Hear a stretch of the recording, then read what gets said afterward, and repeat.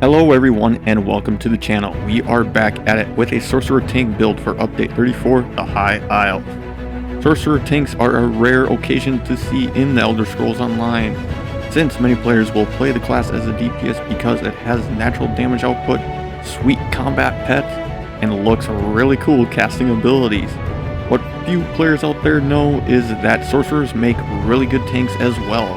They have a ton of cost reduction for self-sustaining, the strongest self-healing in the game, and always having lightning around so you can be like Thor, the god of thunder, making them one of the top tanks in the game.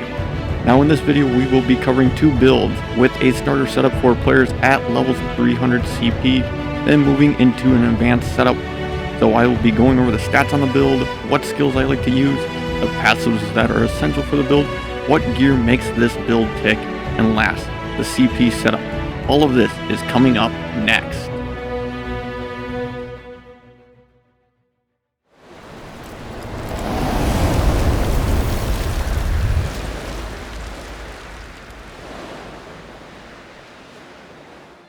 Let's dive into the build, starting with our advanced tank setup. Our character's max magicka is sitting at 25,400 with max health sitting at 40,700. Max stamina is at 27,400, and then our recoveries can go a little bit higher on the build by applying this and have the most recovery on our back bar. With our magicka recovery sitting at 1,800, health recovery at 525, and stamina recovery at 792. Resistance on the build is best on our front bar by applying our skill here. Our spell resistance is sitting at 28,100 with physical resistance at 27,400. Attributes on the build, we have 50 points into health and 14 points into stamina. Reason for this is because I thought that max health sitting at 4,700 was quite enough to complete a lot of the content in the game. So putting the remaining points of 14 into stamina, that way we have a longer duration for blocking. Now for the Mundus Stone or boon we are running on the build, we are running the Astronaut here just to give ourselves a little bit better magicka recovery on the build, since magicka will be very important on this build. You can change this around if you feel, for instance, like your resistance is a little low on the build, then we can run the Mundus Stone for resistance. You can also change it to more health if you want more health, max stamina, max magicka. The choices there are yours. Now let's go over into skills on the build. Before we dive into every skill, I just want to let everybody know that the order I have these skills in is not the order that you need to have them in. For instance, if you do not prefer to have your taunt as your right bumper, you can move it around on the bar here. Just keep in mind though that some skills on this bar are here for certain reasons that we'll find out later in the passive. So starting with our first ability is down into the Daedric summoning skill line. It is the fifth ability to unlock, starts off as a bound armor, we then morph it to bound aegis. This will create a suit of Daedric mail on us that increases our block mitigation by 40% for 3 seconds. So typically we like to cast this when the boss is going to do a heavy attack, that way we can mitigate the most amount of damage, or in very stretchful situations where you're going to need to block a lot more, especially if that boss is hitting harder than usual. Not only that, we like to have the slotted is because our max magicka is increased by 8%, and we gain minor resolve, increasing our physical and spell resistance by 2,900. That's why we can hit our resistance where they are at. If you don't have this on the build, I will find that your resistance may be a little low on the build, so I highly recommend to keep this slotted. Next ability is down into the one-handed and shield skill line. It is the second ability to unlock, starts off as low slash, we then morph it to heroic slash. This will deal some physical damage to the enemy and inflict them with minor maim, reducing their damage down by 5% for 12 seconds. This is really handy so that way we can mitigate more damage. On top of it, our DPS and healers don't take as much damage from that target as well. The additive bonus here is we gain minor heroism and grants us one ultimate every 1.5 seconds for 12 seconds, so we get a little bit of ulti-gen.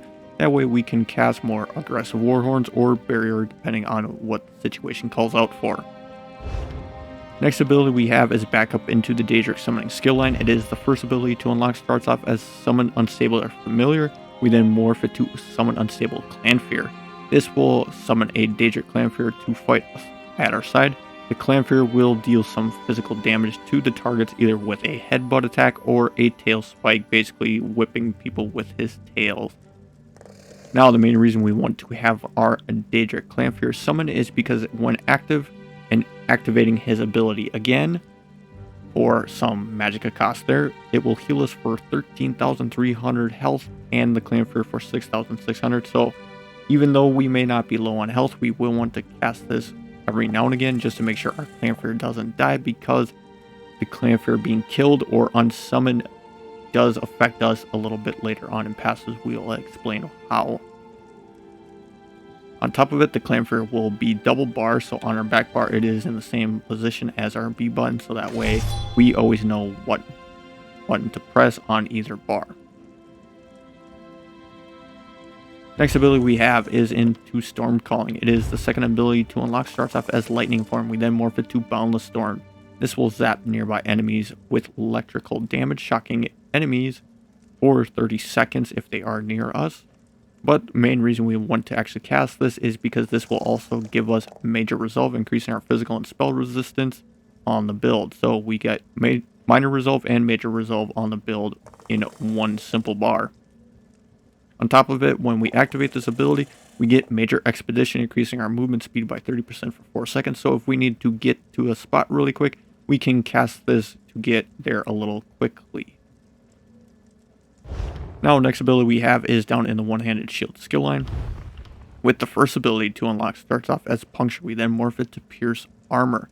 This will pierce an enemy, dealing some physical damage and telling that enemy to attack us for the next 15 seconds. This will be our main taunt. The reason why this is a main taunt is because that enemy that we taunt with this will also inflict them with Minor Breach and Major Breach on an enemy, reducing their physical and spell resistance. 2,900 is the Minor Breach, and the 5,900 is Major Breach for 15 seconds. Why is this important? Because every enemy in dungeons have a total of 18,200 physical and spell resistance. The lower you get that resistance number, the stronger your DPS will hit, because they don't have to cut through as much armor, because that's what resistance is in the game. It's basically armor. So the lower their armor, the better your DPS will hit. That way boss fights and stuff go a little bit more quickly and better for you. Now, the ultimate on this bar is all the way down into the Psijic Order skill line. Starts off as Undo. We then morph it to Temporal Guard. This lets us step back in time, resetting our health, magicka, and stam to the positions that they were 4 seconds ago, along with if you did move in the 4 seconds, you will go back 4 seconds from where you were. But we only want to use this mostly for a slottable, because while slotted, we gain minor protection, reducing our damage taken by 5%, so more damage we can mitigate so we don't die or don't take a lot of health loss on the build. Now, going over into the back bar, first ability we have is in the Mage's skill line. It is the third ability to unlock, starts off as Fire Rune. We then morph it to Scaled In Rune. This will take 2 seconds to arm and will last for 18 seconds armed, but it can be triggered within those 18 seconds, and when it is triggered, the rune blasts all enemies in the target area of 3 meters, or some flame damage, and then additional flame damage over 14 seconds. This will be very important to know that over 14 seconds later on in the build that we want a flame damage ability over time. Now, the next ability that we have is up into our Destruction Staff skill line. With the second ability to unlock, starts off as Wall of Elements. We then morph it to Elemental Blockade. This has an area of 18 by 12 meters. So it's 12 meters wide by 18 meters deep. So a rectangle shape in front of you that you cast an elemental barrier that will deal some damage to enemies in the target area every second. Now, for us, we are running a Frost Staff, so it would be called Blockade of Frost, that will deal frost damage to enemies in the target area every 1 second. Now, when we cast it at first, it will apply Safeguard for 6 seconds to us and nearby allies to absorb up to a good amount of damage from projectiles. So any archers targeting us or pesky mages hitting us or group members, this will block against those. Melee fighters, it will not block against. On top of it, chilled enemies become frozen and are immobilized for 4 seconds, which is kind of nice to kind of group adds a little bit better if we can get them immobilized. Next ability, again, is in the Daedric Summoning. It is Clanfear. You need it slotted on both bars, because if it is not slotted on both bars, your Clanfear will be unsummoned, and then you got to resummon it every single time. So this is why it needs to be slotted on both bars. Next ability we have is into the Dark Magic skill line. It is the 4th ability to unlock. Starts off as Dark Exchange. We then morph it to Dark Deal. This will bargain with darkness to restore some health and stam instantly, and then additional stamina over the 20-second duration. This is nice to keep up our duration on blocking, because we'll constantly get stamina back even though we are blocking. Next ability we have is all the way down into the Undaunted skill line.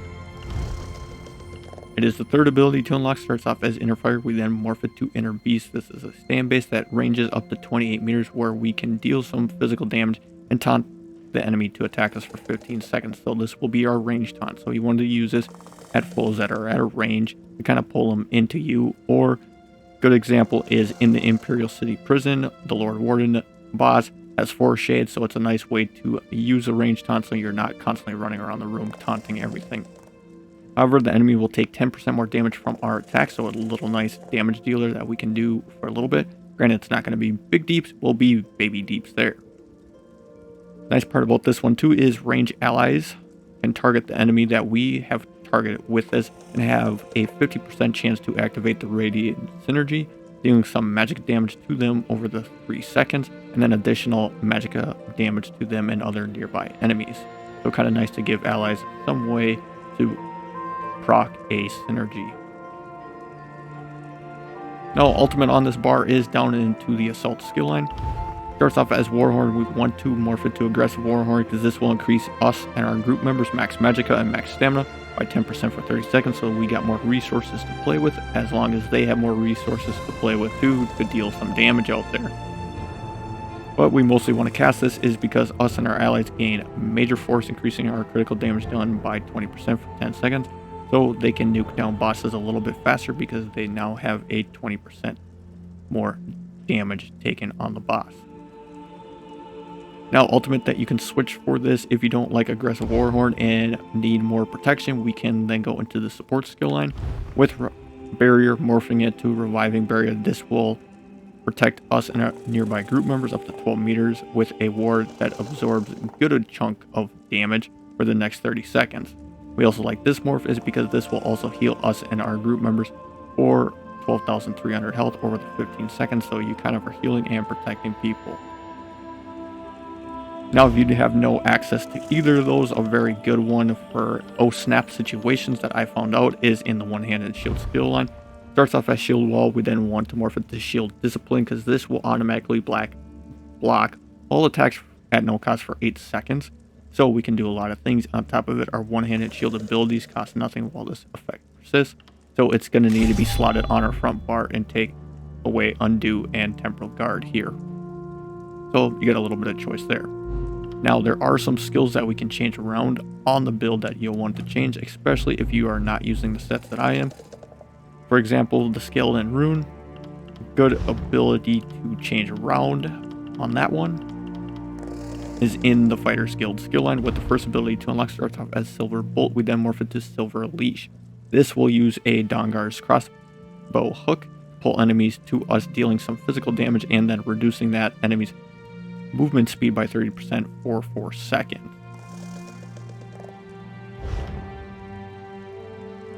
On top of it, another ability that we can use on top of it is all the way back up into Dark Magic skill line, with the second ability to unlock. Starts off as Encase. We then morph it to Restraining Prison. This will immobilize enemies in front of us for 6 seconds. This is an 18 by 6 meter area, so 6 meters wide, 18 meters deep, rectangular shape. On top of it, if no enemies are immobilized, we do restore some of the cost back as Magica. On top of it, if we do hit enemies in this area, it gives us Major Vitality, increasing the healing received by 16% for 2 seconds, plus 1 extra second per enemy in the area up to a maximum of 6 enemies, so it could last for a total of 8 seconds if you hit all the enemies at max. This is for more of the beginner setup if you kind of need it, because we won't be using Scale and Rune on our beginner build, because our advanced setup kind of requires it. Now, going over the passives, as we go through, we are only going to focus on key passives for the build. I still recommend looking at every passive and seeing how they can help you out for your type of build. We're going to start in the Dark Magic skill line. We have Unholy Knowledge. This reduces the cost of all of our abilities slotted by 6%. As I said, slotted, it does not count as our core combat abilities, so that would be like blocking, roll, dodge, and stuff like that. It doesn't reduce the cost of that. This helps us to use abilities at low cost so we can have enough for blocking or emergency healing if needed. So that's why you may have seen that some of my abilities actually seem a little bit slow, especially like Pierce Armor only being 1,000 to cast a taunt. Next one that we have here, then we have Persistence. After blocking an attack, our next ability cast has a 15% reduced cost. This is if it is a health, magicka, or stam based ability, so it doesn't include our ultimate there. This will stack with our previous passive that we just talked about, making resource management as a tank quite easy as long as we block an attack and then cast our ability. Last, we have Exploitation. With whenever we cast a dark magic ability, we give our group members Minor Prophecy for 20 seconds, increasing their spell critical by 1,300. This is really handy to apply to our group, especially if they are magicka based. That way we can give them a better chance to deal critical damage for them. So for us, it will end up being our dark deal here. So you really want to make sure to cast this. And of course, it lasts for 20 seconds. So it's the same duration as Exploitation. Down into Daedric Summoning skill line, we want to start with the Power Stone here. This reduces the cost of our ultimate by 15%. This is really nice to have a lower cost on the Warhorn or Barrier, depending on what you want to use. So we can have more uptime in Major Force for our Warhorn. And then for Barrier for more protection if we need it. So you'll kind of notice as my aggressive Warhorn here only costs us 200 ultimate. Next one I want to talk about is Daedric Protection. This increases our health and stamina recovery by 20% while we have an ability within the skill line slotted. So we do have that because on our back bar we have our Clan Fear, and then on our front bar we also have our Clan Fear and Bound Aegis. So we are getting that. This is nice to help us with our health return every 2 seconds, so we don't need to use some of our resources to keep us alive. It works better if we use sets to help increase our health recovery or even higher. The stamina recovery is somewhat worthless here since we'll be blocking a lot and we don't get stamina back while blocking. Now the last one we have here is Expert Summoner. This increases our max health by 8% while we have a Daedric Summoning ability active. Since we have our Clan Fear active on both bars at all times, we'll have more health on both bars. That way we don't have a major flux, while swapping bars. This is also taken care of with our previous passive that we just talked about, since it's just an ability slotted there. Now down into the Storm Calling skill line. The really important one here is Capacitor. If I said that right, sorry if I didn't. This increases our magicka recovery by 10%. As a tank, we rely on our magicka recovery heavily, since while we are blocking, we cannot gain stand back. So the only resources we can gain then is health and magicka. Since this build requires a lot of magicka costing abilities, we need to find a way to help balance the cost, but increasing our magicka recovery, we are able to sustain our magicka abilities better by increasing our magicka recovery. So now we're going to go down into the one-handed shield skill line, starting with Fortress. This reduces the cost of our one-handed abilities by 15% and block cost by 36%. This overall helps us keep with the abilities to hold block longer with all the reduction in this one passive, since block cost stamina and one-handed abilities are stamina based, so cheaper means more resources in the tank for blocking. Next one I want to talk about here is the Sword and Board. This gives us 5% more damage and reduces the amount of damage we can block by 20%. The 5% more damage helps us with minor deeps output to the group, but does still help. We're mostly focused here on the 20% damage block, since this will help soften up some of the blows we take, so we don't need to use so much resources to keep us alive, making us able to sustain longer and survive easier. Then the last one I want to talk about here is the Deflective Bolts one. This increases the amount of damage we can block from projectiles and range attacks by 14%. This makes it really nice to mitigate some damage from those archers and pesky mages. This also does stack with our previous passive that we just talked about of damage reduction while blocking, so keep in mind, to survive as a tank, the first step is hold block. Now down into the Destruction Staff skill line. The really important passive here that I want to talk about is Elemental Force. This increases the chance to apply status effects by 100%. This doesn't mean that we have a guarantee every time we deal frost damage. We apply Minor Brittle with our Ice Staff equipped. This is an additive passive, which means that if we have a 20% chance to apply the status effect, it now becomes a 40% chance to apply the status effect. Now, if you want to know our chances to apply effects and what each type of status we can apply, we find that all down into the help menu. If you don't know where that is, here it is, down into help, into tutorials, and all the way down into combat. There it is, combat. Status effects, each type of status effect listed there: fire, frost, shock, frost, disease, poison, physical, magic, and then your chances to apply each of those status effects.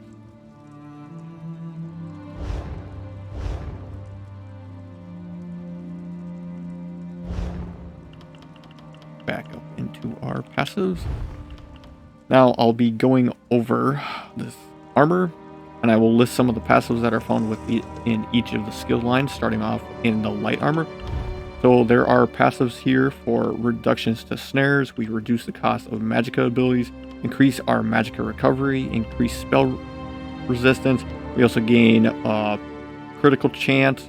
You have more armor penetration, along with other bonuses and penalties, with penalties listed here and bonuses there. Now for medium armor, there are passives here for critical damage and healing. We can reduce the cost of stamina abilities, increase the stamina recovery, increase our damage done, reduce the cost of roll dodge, along with other bonuses. Yes, medium armor gets bonuses, so no penalties there for them.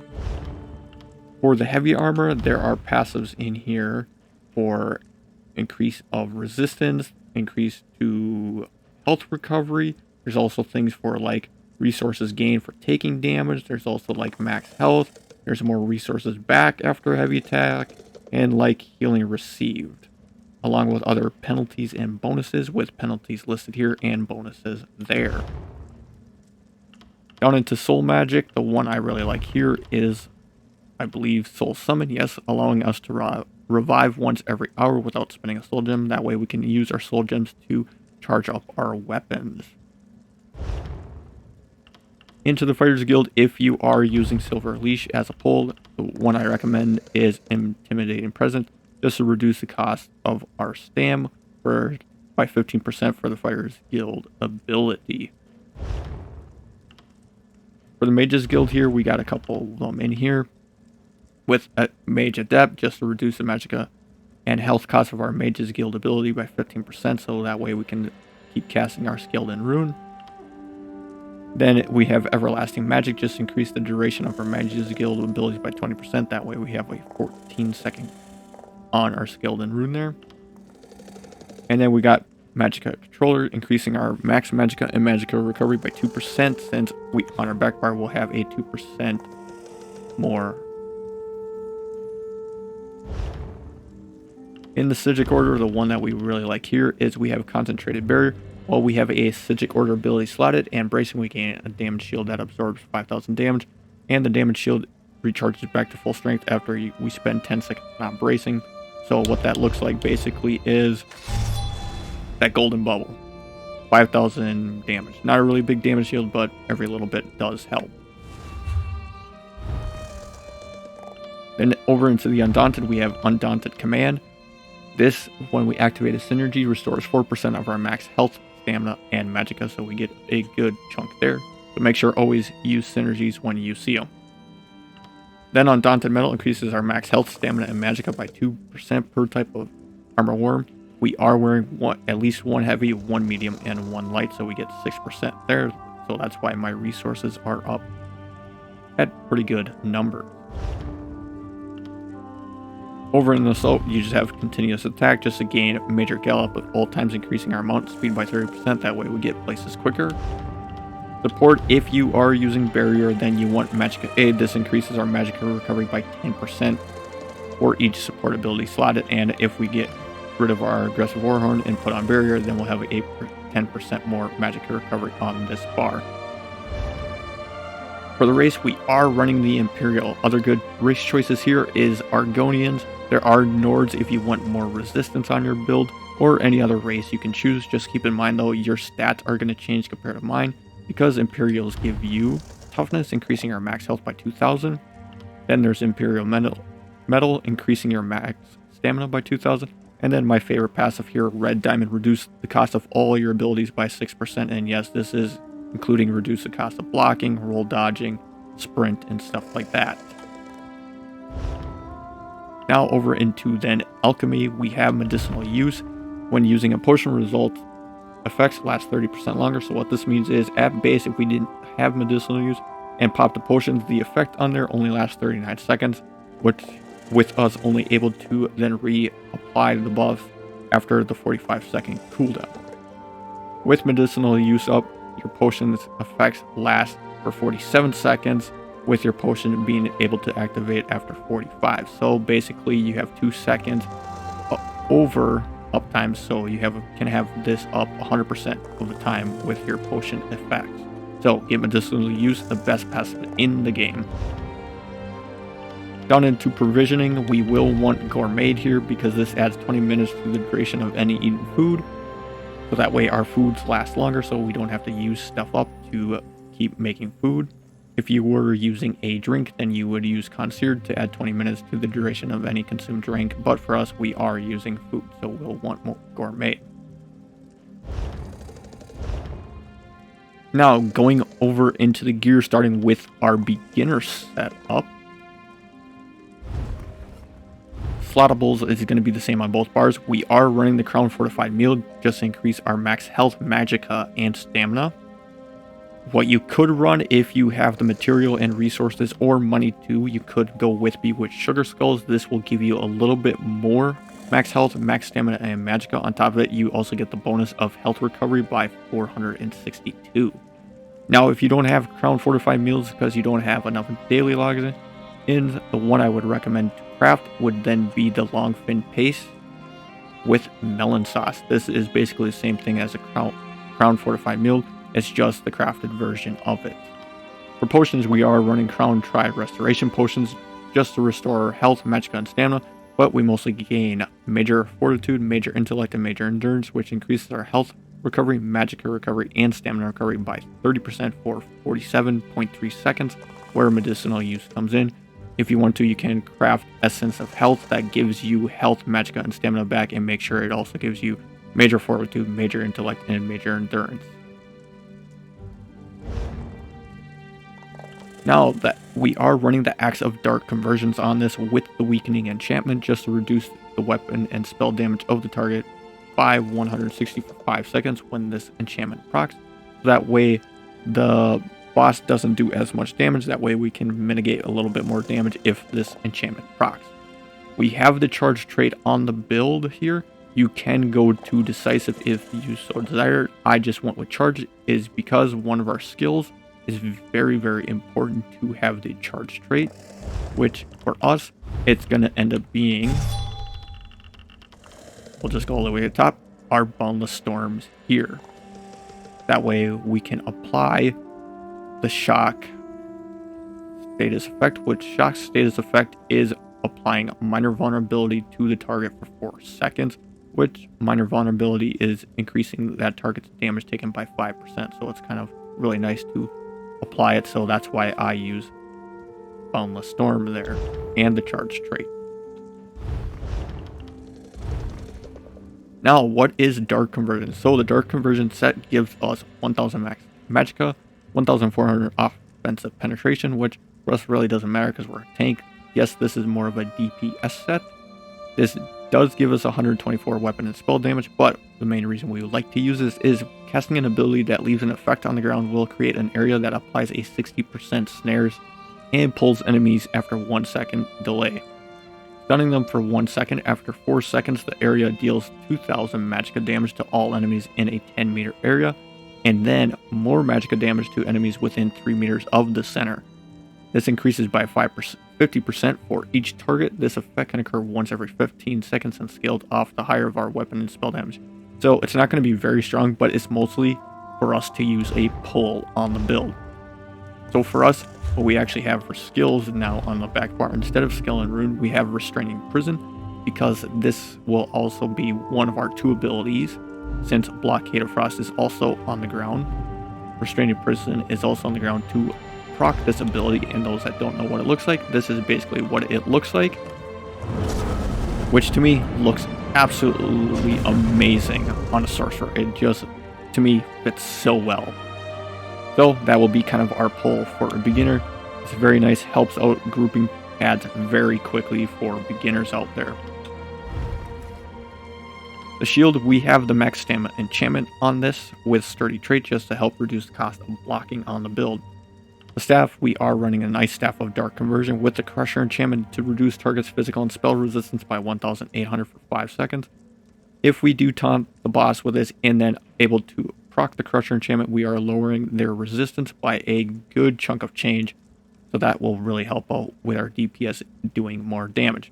We went the infused trait here just to increase the enchantment effects by 25%, so that's why it's a little bit higher than base level, and reduce the enchantment cooldown by 50%, that way it can proc more often.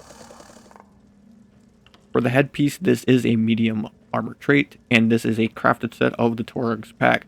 We want max health enchantment here just to get ourselves that nice 40k health that I like on my build with the infused trait, just give us a little bit more buff on that health there. We are running 2 pieces of Torag's pack, the head and the shoulders, and for Torag's pack we're just giving ourselves a little bit more armor, so that way we are a little bit more tankier. On the chest, this is a heavy armor, which will be heavy on the chest, waist, hands, legs, and feet. But we also are running max health enchantment on this with reinforced trait just to give ourselves more armor. Now, this is the Akaveri Dragon Guard set, or of the dragon if you are looking to buy it. What this gives us is 124 Magicka recovery, 4% healing taken, so when healers are healing us, we get 4% stronger heals because we're taking in health. This also gives us 1100 max health. It gives us 152 health recovery, and reduces the cost of our ultimate abilities by 15%, which is absolutely insane. If we go over into our aggressive Warhorn, on the advanced build, it was at 200 ultimate. Now with the beginner build, it's at 170 ultimate, so it only takes you 170 ultimate to apply aggressive Warhorn to give your group major force. This is also the same with barrier,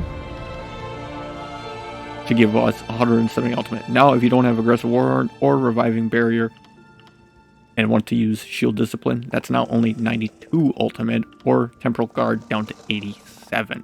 So yes, you can use ultimate a lot quicker on this beginner build. Now the shoulders is our light piece of armor from the Torag's pack again. So here is our 1 medium, 1 heavy, and 1 light, at least on the build. We have sturdy trait here with max stamina enchantment. Max stamina enchantment again with sturdy trait for girdle of the dragon. Hands, we have max stamina, sturdy trait. The legs, max stamina, and reinforce, because this is a bigger piece, so we will want reinforce here since it is bigger. Then we have max stamina enchantment with sturdy trait on the feet. For the jewelry, we have all dark conversions, because dark conversions is a light armor set with all Magicka recovery on the build and arcane trait just to give us that nice bonus to the build. So if we look at our character, Astronaut Boon, by the way, our max magic is at 2,800 with max health at 4,000, 40,000, max stamina at 23,000 on our back bar. It does go up on our front. It can max out. Again, max magicka is at 22,400 on the front bar, 40,000 on health, and 24,000 max stamina.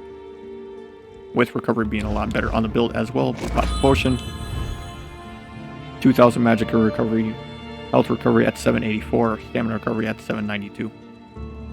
Pretty good. And resistance also hit where we like it to. Just showing you guys real quick. 28,400 spell, physical 27,700. Now for champion points on the build, this is a level 300 CP build setup. This is where I would start maybe trying your standard game dungeons on Vet. So for slottables here, we have 50 points into our treasure hunter here just to give us better qualities from chests. Then we have 10 points into rationer just to give us 10 more minutes on our eaten food. And then we have 5 points into Steed's Blessing just to increase our movement speed out of combat. Over into the blue tree, we have at least 10 points into max stam here just to kind of start getting into our slottables. And then we have 10 into quick recovery here just to give us a little bit more heal and taken. But we'll really want to try to get into the duelist rebuff to reduce our damage taken by a single target attacks by 3%. Enduring resolve, reduce the damage taken by damage over time attacks by 3%. And then unassailable, reduce the damage taken by area of effect attacks by 3%. Now, if you do get enough points for 25 points, what we'll want to get then is the next thing is Ironclad just to reduce our damage taken by direct damage attack by 3%. So this is one that you'll kind of want to go for. Once you get this one unlocked, then I'd say start getting all this tree here unlocked because you got Hardy, you got Penetration, and you got Elemental Aegis that will help reduce a lot of damage for you as a tank. Over into the red tree, what we have slotted here is we have 18 points into Fortified just to give us that armor that we needed for tanking. 11 points into Boundless Vitality just for a little bit more health. And make sure to get Hero's Vigor just to give ourselves a little bit more health bonus. But a lot of our resistance on the build here is going to be here with Tireless Guardian. Reduce the cost of block, which does help, but you also get a lot of damage mitigated by increasing the amount of damage we can block by 2% here. Then our big one in this tree is then our Bracing Anchor. While in combat, increase the amount of damage we can block by 4% per stage. So blocking more on this one is a lot better. So you'll want to max this one out first before any others. But this is what I did just to kind of get some of our unlockables going. Now going over into our advanced tank setup, going over into stuff, we're going to go all the way back up into the top with slottables. As I talked about in the beginner setup, we are running the Crown Fortified Meal just to increase our max health, magicka, and stamina. You can go with Bewitched Sugar Skulls to give yourself a little bit more max health, max stamina, and max magicka, and some health recovery on the build. The craftable version, if you don't have Crown Fortified Meals, is a long pace with melon sauce. For potions, you'll want Trifecta Potions or Crown Tri Restoration Potions just to give yourself health, magicka, and stamina back when you use it. And give yourself Major Fortitude, Major Intellect, and Major Endurance, increasing your health, magicka, and stamina recovery by 30% for 47.3 seconds, and that's where medicinal use comes in. The crafted version would be called Essence of Health. It just makes sure it has health, magicka, and stamina coming back and giving yourself that Major Fortitude, Major Intellect, and Major Endurance. Now, for our front bar, we are running the Sword of the Catalyst with Weakening Enchantment to reduce the target's weapon damage and spell damage by 160 for 5 seconds. This way we can mitigate more damage if this enchantment does proc. We went with the charge trait on this due to the fact just to increase our chances to apply status effect by 230. You can change it to decisive if you so choose. I just want charge trait because one of our skills, Boundless Vitality, can proc the status effect of shock, and the status effect of shock states that the target gets minor vulnerability, so increases the enemy's damage taken by 5%. So it's a nice little additive bonus that you can do. So that's why I went charge here. That way I have better chances to apply status effects. Now, what the Elemental Catalyst does, this is a light armor set, so you will need it on your weapons and jewelry here. For 2 pieces, we get Max Magicka, 3, we get Critical Chance, 4, we get more Max Magicka, and then 5 piece. Whenever we deal Flame, Shock, Frost, then we apply a stack of Flame, Shock, and Frost weakness to the enemy for 3 seconds. Each stack of an element's weakness increases their critical damage taken by 5%. An enemy can only have 1 stack of each element weakness at a time. So, for our skills, we have Boundless Storm. This does shock damage. We have Skilled in Rune. This does fire damage on the initial hit and then additional flame damage over 14 seconds, and that's key. It has to be over time. If it's, let's say, on your weapon, it's your only enchantment. So your enchantment's going to proc it for 3 seconds and then be done. You need a damage over time, and we get that damage over time by Skilled in Rune, so that way, throw this on the boss, it procs, there you go, for 14 seconds you'll have Elemental Catalyst with the flame damage going off. Then we have Blockade of Frost with our Frost Staff to apply our frost damage. This is also for a duration of 14 seconds, so both of these are 14 seconds, so whichever one you cast first, cast the other one right behind it, so that way you know if one goes out, then the other one's out behind it, so you can cast it again. But try your best to keep them up at all times, because you are going to definitely help your group out better if you can keep these up all the time.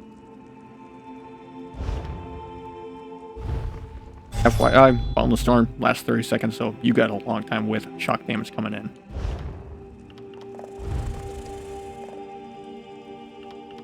Then for this shield on here, we are running Max Stamina Enchantment with Sturdy Trait just to reduce the cost of blocking so we can block longer on the build. We have the Ice Staff of the Catalyst with the Crusher Enchantment to reduce target's physical and spell resistance by 1,800 for 5 seconds. Really, really important, because the lower you get their resistance, the stronger your DPS are going to hit. So with Crusher and then our main taunt, we are going to lower their resistance quite significantly. We went the Infused Trait, just increase the enchantment effect there, so it's a little bit stronger than base level. And we reduce the enchantment cooldown by 50%, so that way we have better uptime, and this can proc more often. For the Monster Helm on the build, medium armor here with Max Stamina Max Stam Enchantment with Infused Trait, just gives us a little bit more stamina. But this is Incredus Behemoth. So what this gives us is 1 piece, it gives us more Magicka. The 2-piece bonus is dealing flame damage to an enemy grants us Behemoth Aura for 12 seconds, reaching up to 12 meters, so us and 11 group members in the area reduce our flame damage taken by 5%. Enemies in the area increase their flame damage taken by 5%. This effect can occur once every 15 seconds. So for us, now our Skilled in Rune now acts for 2 reasons: to proc our Elemental Catalyst and our Incredus Behemoth set. And since this lasts for, I know it says 18 there, but it's 14 seconds. You wait 1 second when your Skilled in Rune is done, and then recast it. But, like I said just previously, you want to keep this up all the time, so when their enemy is taking flame damage, you will proc your Incredus. So, you don't really need to worry about it. Keep your Skilled in Rune up at all times, you will be fine in proccing both sets. Now, the next set we want to talk about is Turning Tide. We have a Max Stamina Enchantment on this with Reinforced Trait. Now, the Turning Tide set gives us, for 2 pieces, max health, 3 pieces, max stamina, 4 pieces, max health again. Now, 5. When we block, we gain Flowing Water for 10 seconds, causing our next bash attack to deal some Magicka damage to, or up to 6 enemies in a 5 by 10 meter line, so 5 meters wide by 10 meters deep. This applies Major Vulnerability for 10 seconds, increasing their damage taken by 10%. This effect can occur once every 15 seconds and scaled off of our max health. So the higher our health, the more damage we do. Now, if we're looking at just our 3 sets that we have on the build, this increases the enemy's damage taken by 10% by applying Major Vulnerability. Incredus increases their damage taken by flame attacks by 5%. So if you're in a Magicka DPS group and they are using flame staffs, the group's going to do a lot better with 5% more damage taken there. Then you have Elemental Catalyst. If you can apply all 3 status effects, the enemy is taking a total of 15% more critical damage. So keep this up. more damage, and more damage. Not to mention about our Boundless Storms. Minor vulnerability, that increases enemies' damage taken by 5% as well. So we are on this build applying many ways to increase the enemy's damage taken, either both critical damage and straight up damage. So if your DPS can hit crit quite often, they are going to do loads of damage. Now the Shoulders is a light piece from the Incredus Behemoth with max stamina enchantment, sturdy trait on all our small pieces, and small pieces would be shoulder, waist, hands, and feet, with our legs being reinforced. Same with the chest, and all stamina enchantment on the body. Now for the jewelry, we are running Catalyst on the jewelry with Magicka Recovery on all three of them in the Arcane trait. Now for champion points on the build. Starting in the green tree, the slotted ones that we have here is Treasure Hunter, just to increase quality of items found in treasure chests.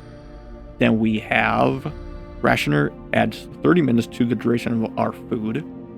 Then we have Liquid Efficiency. Whenever we use a potion or poison, we have a 10% chance to not consume it. That way we don't run out of our potions quite as fast. That way we don't use up resources to make them. Then we have Steed's Blessing, just increase our movement speed out of combat by 20%. Over into the blue tree. Our slottables here for tanking is Ironclad, reduce the damage taken by direct damage attack by 6%, along with a lot of other things in here that help reduce damage, Elemental Ages, Preparation, and Hardy. Then our other slottable is Duelist Rebuff, reduce the damage taken by single target attacks by 6%. Enduring Resolve, reduce the damage taken by damage over time of attacks by 6%. And then Unassailable, reduce the damage taken by area of effect by 6%. Now the 20 points over into this tree is only for just increase our healing done, so we have stronger healings from our Clan Fear.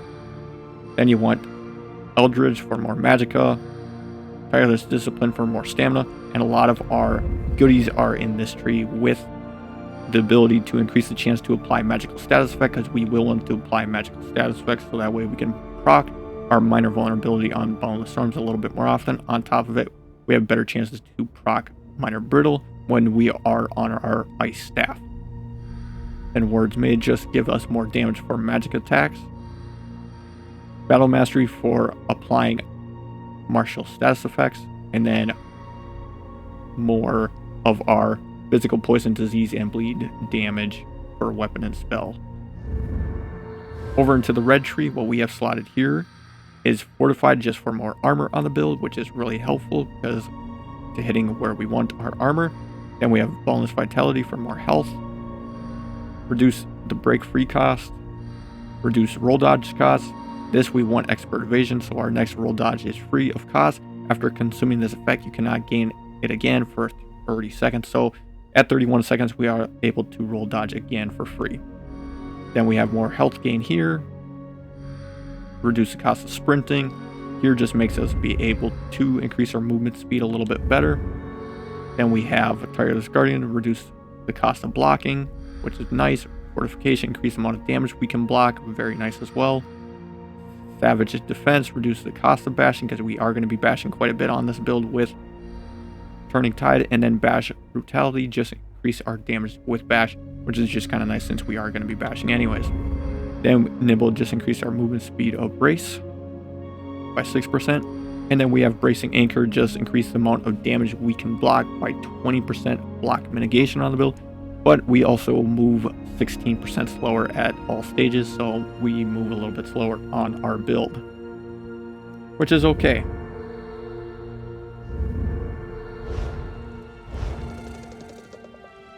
That'll wrap it up for the Sorcerer tank.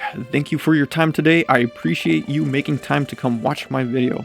Make sure to leave a like and consider subscribing to the channel. It is all free and goes a long way to help reach others and help in the YouTube algorithm. If you want to stay up to date with future content, click the bell icon to get notified when I make a new video. If you would like to hang out, you can follow me over at Twitch. I typically play as a weekend warrior over there. If you have any questions or suggestions, feel free to leave a comment down below if you are wanting to message me directly, you can do so over at Twitter. Thank you again. Hopefully I will see you in game or in the next video.